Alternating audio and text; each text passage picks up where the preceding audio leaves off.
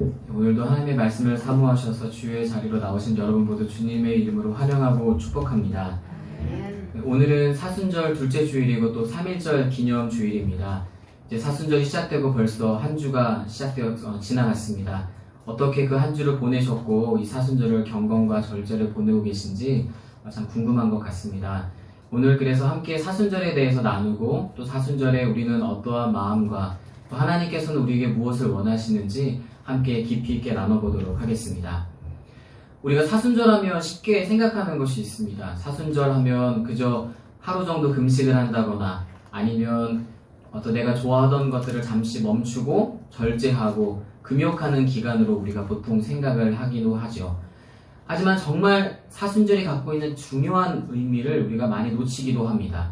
사순절이 가지고 있는 정말 중요한 그 의미는 사순절이 마지막에 부활절이 기다리고 있다는 것입니다.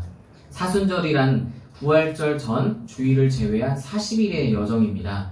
이 기간을 다 보내고 마지막에 돌아오는 부활절까지가 우리가 중요하게 여기는 가장 큰 하나의 절기인 것이죠. 이 기간이 왜 중요하냐면 단순히 그저 절제만 하는 것이 아니라 이 기간이 우리 성도들이 살아가는 믿음의 여정을 압축해 놓은 기간이기 때문입니다. 우리 믿음의 여정이라는 것은 하나님께 부름을 받아 우리가 하나님의 자녀로 거듭나게 되고 또 고난과 기쁨 가운데서 그 길을 함께 예수 그리스도와 걸어가다가 하나님 나라에서 영원한 안식을 누리게 되는 이 믿음의 여정이 있습니다. 이것이 사순절에 압축되어 있습니다. 사순절을 시작하며 하나님께 부름을 받아 회개함으로써 하나님의 자녀로서 다시 한 번 더 그 거듭남과 정체성을 회복하고 40일의 여정을 보내면서 예수 그리스도와 함께 동행하는 것을 훈련합니다. 그리고 마침내 다가오는 그 부활절을 통해서 우리 안에 주어진 하나님의 구원, 그것을 누리고 확신하는 그 시간을 보내게 되는 것이죠. 그래서 사순절은 절제도 중요하고 금욕도 중요하지만 가장 중요한 것은 이 믿음의 여정을 예수 그리스도와 함께 걷는 것입니다. 그래서 우리 믿음의 선배들은 이 믿음의 여정을 시작하면서 제일 첫 번째 수요일 날은 제수요일이라고 해서 우리 가운데 있었던 죄악을 하고 첫 번째 주일에는 참회의 주일이라고 해서 하나님의 말씀을 들으며 회개하는 시간을 갖습니다. 비록 오늘은 사순절 둘째 주일이지만 회개 그리고 참회의 주일과 관련된 말씀을 함께 나눠보도록 하겠습니다.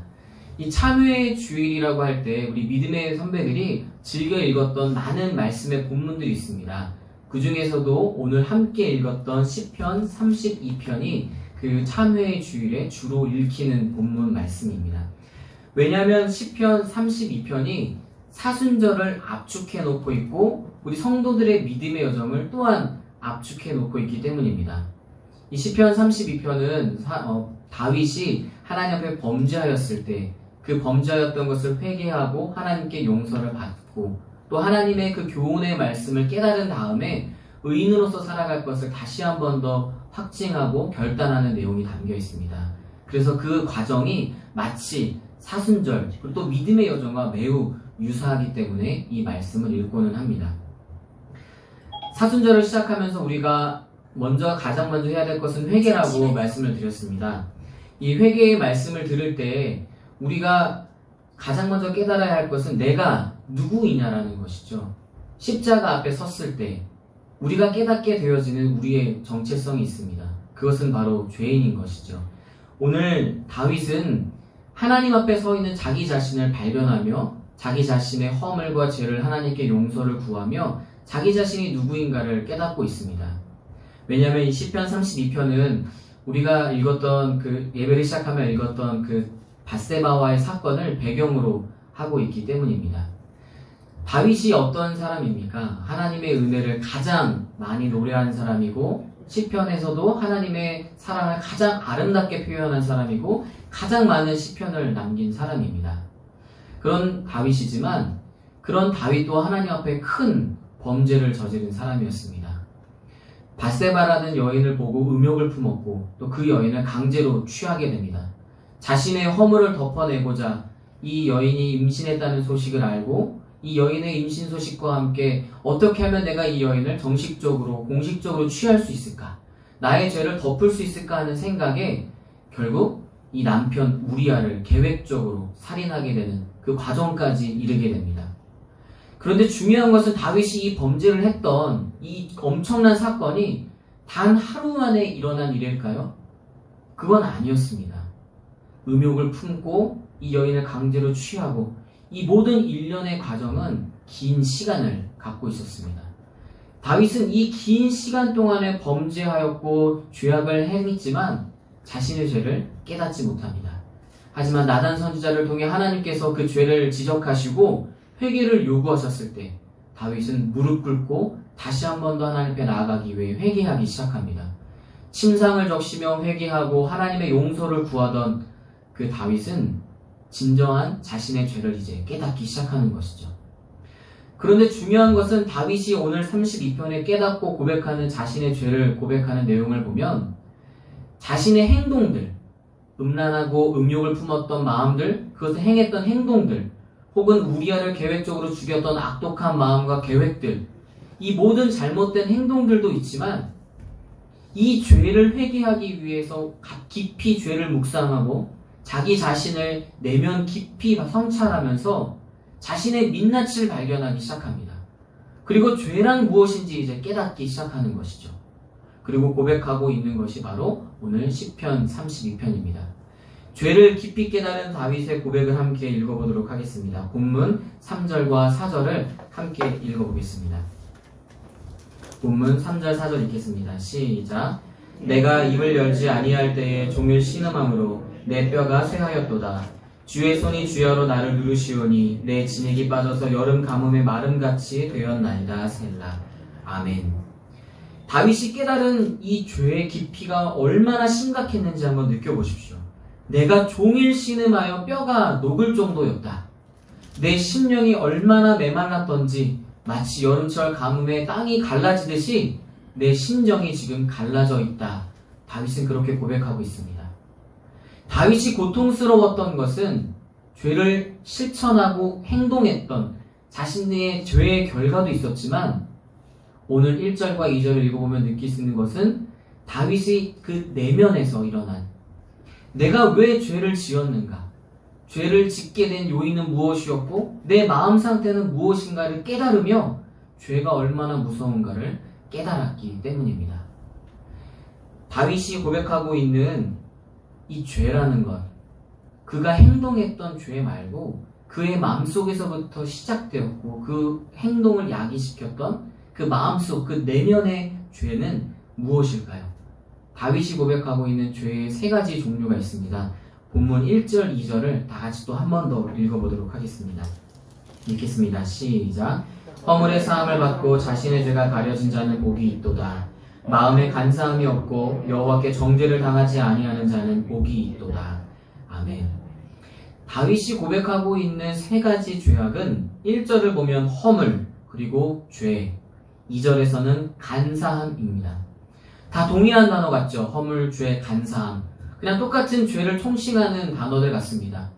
하지만 4절과 5절에서 다윗이 그 고통 가운데 자신의 죄를 토로하며 내 심정이 내 뼈가 녹는 것 같습니다 라고 고백했던 그 다윗의 고백, 이 회개를 야기시켰던 진짜 죄는 다윗의 내면에서 일어났던 죄였습니다.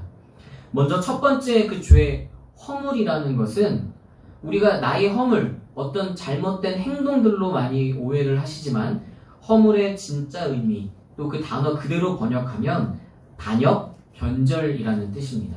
반역과 변절, 그러니까 정치적인 행동인 것이죠. 다윗은 늘 하나님께서 나의 왕이십니다. 내 삶의 주인이십니다. 그렇게 고백했습니다. 여호와가 나의 목자시고 나는 기르시는 양일 뿐입니다.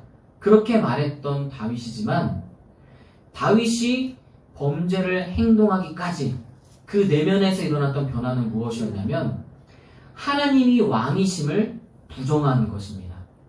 하나님이 내 삶의 주인이라고 말은 하고 있지만 실상 그의 마음에서는 내 삶의 주인은 나 자신이라고 여겼던 것이죠. 그래서 그가 원하는 것, 그가 취하고 싶은 것, 내가 계획한 것, 그것이 하나님의 말씀에 위배되느냐 맞느냐는 중요하지 않습니다. 내가 주인이고 내가 왕이기 때문에 내가 원하는 것을 취하기 위한 마음속 변화가 일어난 것이죠. 그것이 바로 허물입니다. 하나님이 우리의 왕되심을 부정하는 것, 하나님이 지금도 나와 함께 하심을 부인하는 것, 그분이 나의 삶의 주인이시기에 그분이 원하시는 것을 판단하고 그가 원하시는 가치가 나의 가치가 되고 그의 뜻이 내 뜻이 되는 것이 아니라 내가 원하는 것, 나의 욕구, 나의 욕망, 내가 원하는 것을 취하기로 결정하는 그 변화, 그것이 바로 다윗이 느낀 바로 죄악의 가장 무서운 것이었습니다. 이것으로 인해 변화된 행동을 야기시켰던 많은 행동들도 큰 죄였지만 다윗은 결국 그 죄의 시작, 모든 것의 원인은 내 마음속에서 하나님을 부정하는 것에서 시작되었음을 깨달았던 것입니다. 다윗이 고백하고 있는 두 번째 죄는 바로 죄입니다. 우리가 많이 나눴습니다. 죄라는 것은 어떤 행동이 아닙니다. 비도덕적인 행동이나 법을 어기는 것만이 죄가 아닙니다. 성경에서 말하고 있는 죄는 어떠한 상태를 보통 말합니다. 그것은 바로 죄인이라는 상태인 것이죠. 하나님으로부터 떨어져 하나님과 분리된 상태, 생명의 근원이시고 거룩하신 하나님과 분리된 나의 상태가 곧 죄라는 겁니다.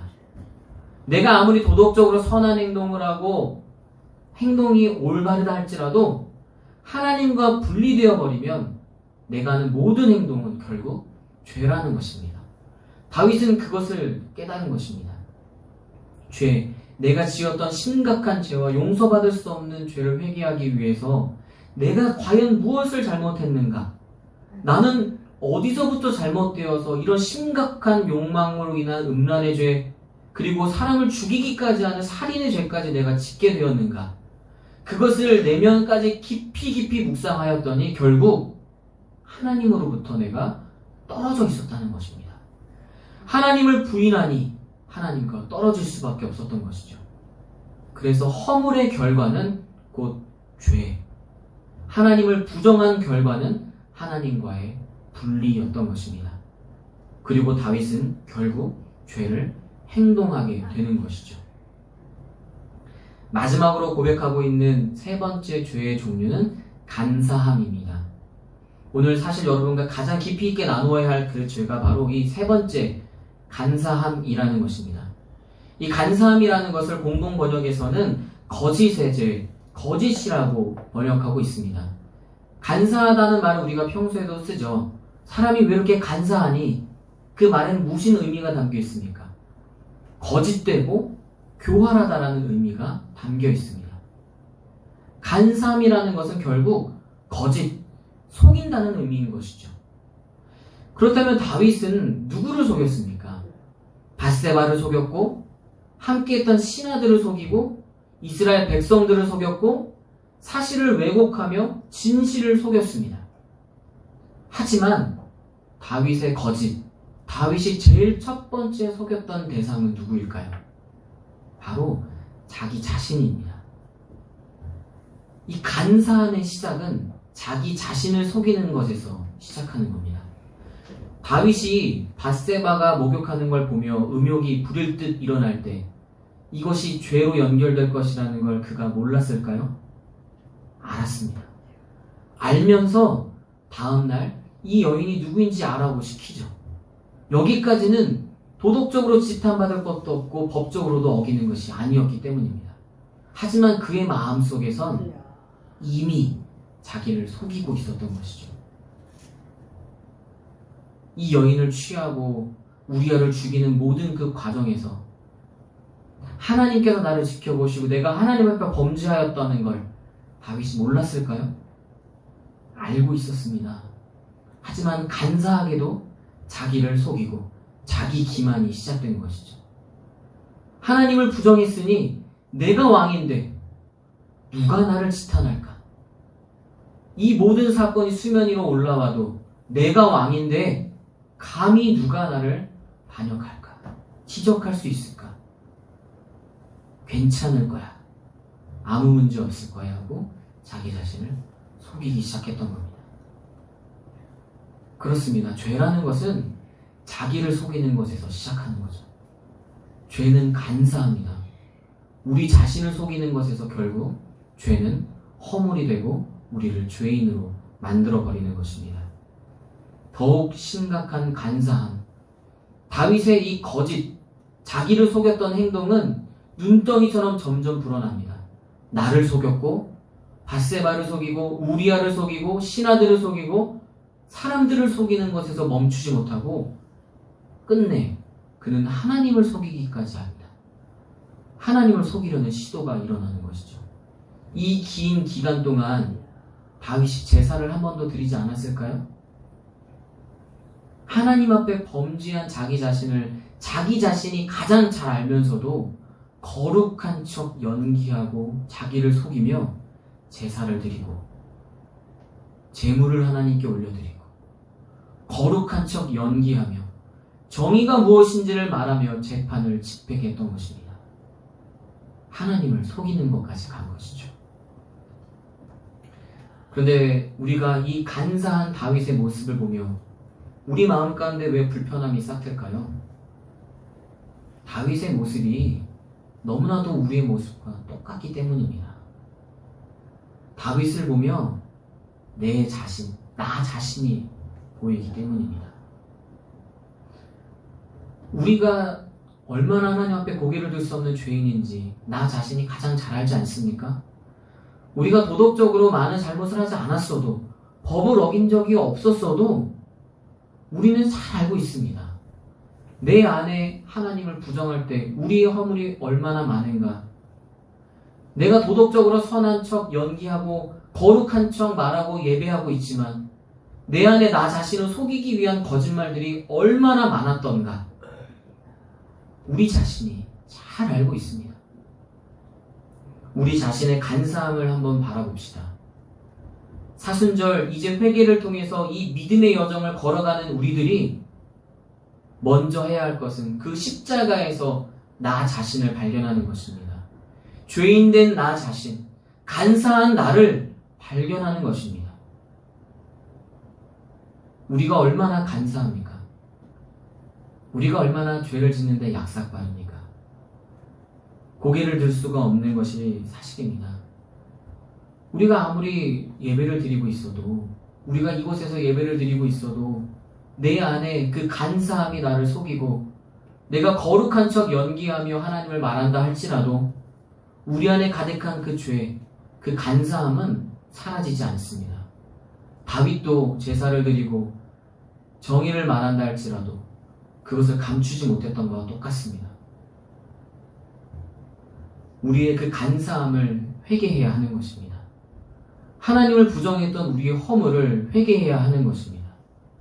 죄인된 우리의 상태를 회개를 통해 다시 원래 상태로 회복해야 하는 것입니다. 하지만 여러분, 이 간사함을 발견하는 것, 십자가 앞에 서서 죄인된 나 자신을 발견하는 것에서 절대 멈추어서는 안 됩니다. 우리가 앞서 사순절은 그저 절제하고 그냥 멈추기만 하는 시간이 아니라고 했습니다. 그것을 통해 나를 발견했다면, 죄인된 나를 발견했다면 이제 용서하시는 예수 그리스도를 만나 그분과 동행해야 된다고 했습니다. 그리고 시편 32편에 그것을 압축하고 있다고 했죠. 자신의 그 간사함과 허물과 죄를 깨달았던 그 다윗은 놀라운 하나님의 은혜를 고백하게 됩니다. 하나님 앞에 내가 자복하고 회개하고 나의 허물과 죄와 간사함을 고백했을 때 그런 나를, 자격이 없고 받아들일 수조차 없는 나를 하나님께서 받아주시는 그 용서를 경험하게 됩니다.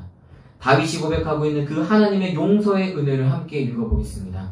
본문 5절부터 7절입니다. 5절부터 7절을 함께 읽겠습니다. 시작.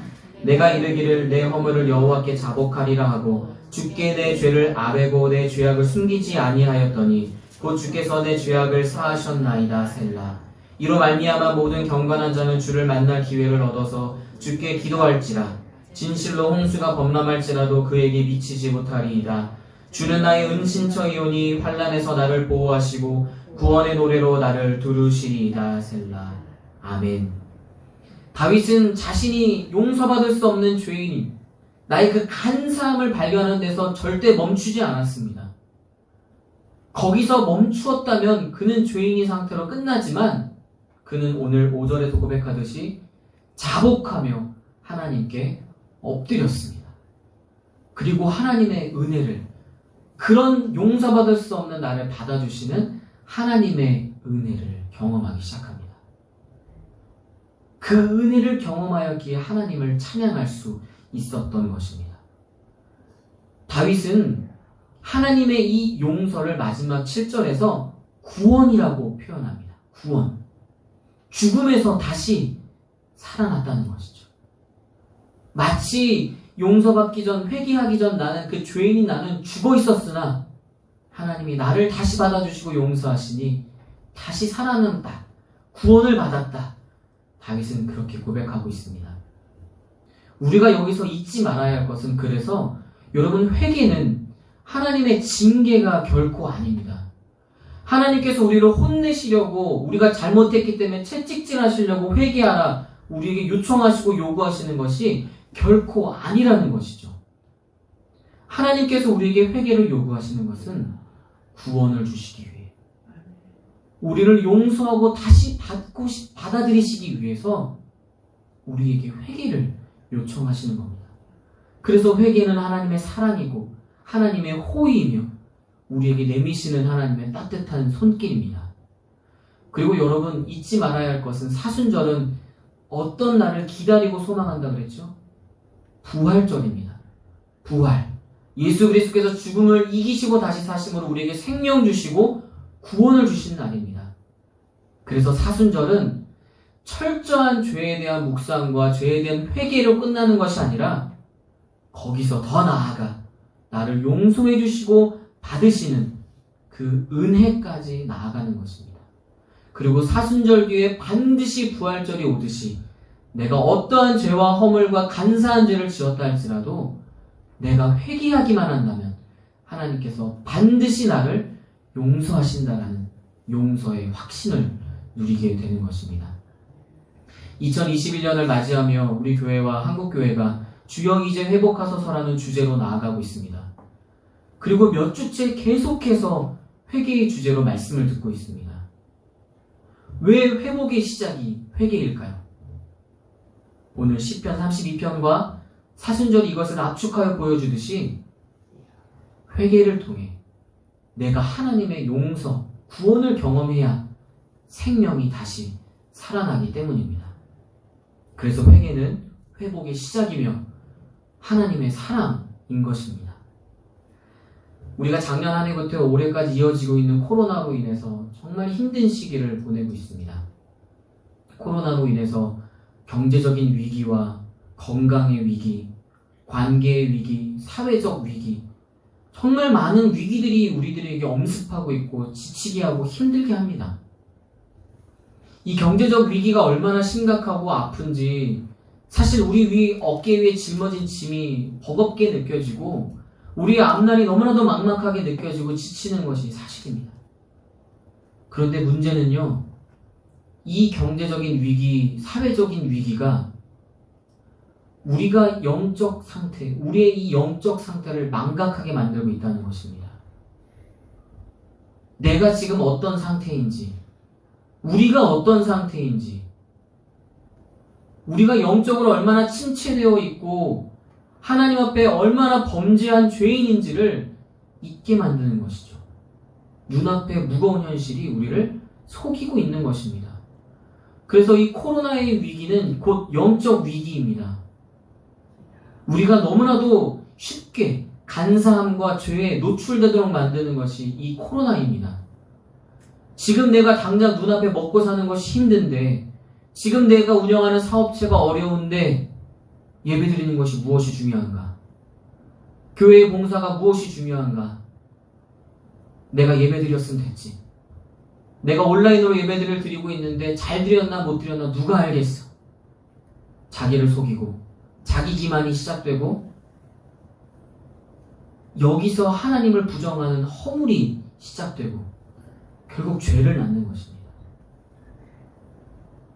작년 한 해 올해 이어지는 이 시간 동안 코로나를 핑계로 우리가 얼마나 자기 기만에 빠져 있었는지, 내 안에 간사함이 우리를 얼마나 죄 가운데 우리를 노출시켰는지 생각해 보십시오. 도덕적인 죄를 짓지 않았어도, 법을 어긴 적이 없었어도, 내가 했던 행동 가운데 하나님의 영광을 가리웠던 것들, 내가 하는 이 모습과 행동과 판단이 죄는, 사회적 죄는 아닐지라도 하나님의 뜻에 불순종이라는 걸 우리가 알면서도 나를 속이고 나를 기만하고 간사함의 죄에 빠져 합리화시켰던 것들이 얼마나 많습니까? 그것이 죄입니다. 오늘 다윗이 고백하고 있는 죄의 시작이 바로 거기에 있는 것입니다. 그러니 이번 사순절은 이 코로나를 겪고 있는 우리 자신에게, 우리 한국교회와 여러분 우리 모두에게 정말 중요한 시기입니다. 침체되어 있었던 우리의 영적 위기와 죄를 죄로 생각하지 못했던 우리의 간사함을 저 십자가 앞에서 우리를 발견하고 나의 죄됨을 회개하여 저 십자가에 못 박고 부활하심으로 우리에게 용서와 구원을 주실 그 주님을 바라보며 그 소망, 부활의 소망을 간절히 사모하며 이 40일을 보내야 합니다. 그렇게 사순절을 회개의 여정으로 보내며 우리 안에 간사함을 뽑아낼 때, 그리고 하나님의 은혜로 다시 그것을 채워 넣을 때 우리에게 부활이 다가올 줄 믿습니다. 그리고 그 은혜를 깨달았을 때 다윗은 이제 새로운 결단을 합니다. 회개함으로 용서를 받는 것에서 멈추는 것이 아니라 이제는 내가 어떻게 살 것인가를 결단하죠. 그리고 그것은 하나님의 교훈이 되어서 우리에게 응답으로 주어졌습니다. 오늘 본문 이어지는 8절 9절을 같이 읽어보겠습니다. 함께 읽겠습니다. 시작. 내가 내 갈 길을 가르쳐 보이고 너를 주목하여 훈계하리로다. 너희는 무지한 말이나 노새같이 되지 말지어다. 그것들은 제갈과 굴레로 단속하지 아니하면 너희에게 가까이 가지 아니하리로다. 아멘. 다윗이 깨달은 교훈, 하나님께서 이제 우리에게 새로운 출발과 회복 가운데 주시는 그 새로운 출발의 여정 가운데 그 말씀은 8절을 보면 갈 길을 가르쳐 보이고 우리를 훈계하고 9절에서는 굴레로 단속한다. 하나님의 지도인 것입니다. 말씀으로 우리를 훈계하고 가르쳐 주시고 어떤 길로 가야 할지 우리를 단속해 주신다는 것이죠. 우리 마음의 간사함과 허물이 싹트지 않도록 말씀으로 우리를 단속시켜 주신다는 것입니다. 이것은 우리를 억압하고 굴레를 씌운다는 것이 아니라 우리가 옳은 길로 믿음의 여정으로 바로 갈 수 있도록 우리를 지키고 보호하신다라는 약속의 말씀입니다. 사순절 이제 시작되어지는 오늘 주일을 통해 하나님 앞에 참회하며 회개하며 하나님의 용서를 받았다면 거기서 결코 끝내지 마시고 이제는 하나님의 말씀으로 나를 가르치고 나를 훈계하고 말씀으로 우리를 단속합시다. 예배를 잘 드리고 말씀을 읽고 기도하고 봉사함으로 최선을 다해 이 40일의 사순절 여정을 보낼 때 오늘 다윗이 깨달은 것처럼 의의 길로 우리가 다시 걸어가게 될 것입니다. 사랑하는 성도 여러분, 다윗이 이 시편 32편을 통해 죄인됨을 깨닫고 용서받을 수 없는 자신을 용서하셨던 하나님의 은혜를 경험하고 이제 새로운 갈 길, 그 길을 지도하시는 말씀을 따라 걷겠노라 그는 결단합니다. 이 32편의 이 1절부터 이어지는 11절까지의 흐름은 사순절과 똑같습니다. 그리고 사순절의 기간을 보내고 있는 우리들의 여정과 같아야 할 것입니다. 우리도 이제 회개를 통해 회복하고 새 출발을 결단하며 의의 길을 걸을 것을 다시 결단하였다면 이 사순절 하나님과 함께하는 그 순례의 여정이 은혜의 여정이 될 줄 믿습니다. 사순절의 마지막 날이 언제라 그랬죠? 부활절이라 그랬습니다. 부활절은 반드시 옵니다. 예수께서 죽으신 가운데에서 머물지 아니하셨고 부활하셨습니다. 그리고 우리에게 생명과 구원을 주셨습니다. 사순절을 겪고 통과하여 부활의 기쁨을 우리가 누린다면 우리의 믿음의 여정도 아무리 광야 같고 어렵고 건너기 힘든 강 같고 높은 산 같아도 주님의 말씀으로 우리가 함께 걸어간다면 사순절 뒤에 부활절이 우리를 기다리듯이 우리의 믿음의 여정 가운데 하나님의 구원은 반드시 이루어질 것입니다. 코로나로 인해서 우리가 걷는 이 길이 너무 힘들고 끝나지 않는 터널을 건너는 것처럼 고통스러워도 부활절이 우리를 기다리듯이 그날이 우리의 희망이고 소망이듯이 우리에게도 새로운 회복과 소망이 주어질 줄 믿습니다. 그 은혜 가운데 이제 하나님의 은혜를 찬양하고 선포하며 환희로서 부활의 기쁨에 들어가고 있는 다윗의 마지막 고백 10절과 11절을 함께 읽으며 사순절 믿음의 여정을 우리도 함께 걸어가서 결단하도록 하겠습니다.